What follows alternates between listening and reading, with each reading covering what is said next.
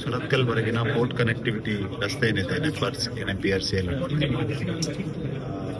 ಅಲ್ಲಿ ಹಲವಾರು ಸಮಸ್ಯೆಗಳು, ಮೇಂಟೆನೆನ್ಸ್ ಇಶ್ಯೂಸ್ ಎಲ್ಲ ಇತ್ತು. ಹಾಗಾಗಿ ಸಂಬಂಧಪಟ್ಟ ಇಲಾಖೆ NHAI, ಪೊಲೀಸ್ ಇಲಾಖೆ, ಕಾರ್ಪೊರೇಷನ್ ಇವರು ಮೂರನ್ನ ಇಟ್ಕೊಂಡು ಸಭೆ ನಮ್ಮ ಮಂಗಳೂರು ಉತ್ತರ ಮಂಗಳೂರು ದಕ್ಷಿಣ ಶಾಸಕರನ್ನ ಇಟ್ಕೊಂಡು ಮಾಡಿದ್ದೀವಿ.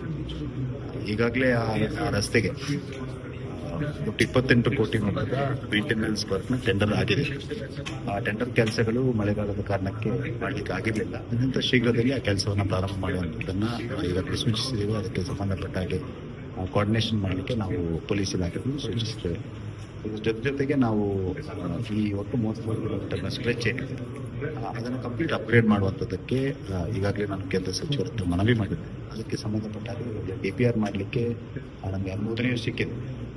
ಆ DPR ಆಗುವಂಥ ಸಂದರ್ಭದಲ್ಲಿಯೂ ಕೂಡ ಕಾರ್ಪೊರೇಷನ್, ಪೊಲೀಸ್ ಇಲಾಖೆ ಮತ್ತು NHAI ಕೋಆರ್ಡಿನೇಟೆಡ್ ಎಫರ್ಟ್ ಆಗಬೇಕು, ಅದನ್ನು ಚರ್ಚೆ ಮಾಡಿ ಮಾಡಬೇಕು ಅನ್ನುವಂಥದ್ದನ್ನು ಕೂಡ ಇವತ್ತಿನ ಸಭೆಯಲ್ಲಿ ನಾವು ಸೂಚಿಸಿದ್ದೇವೆ.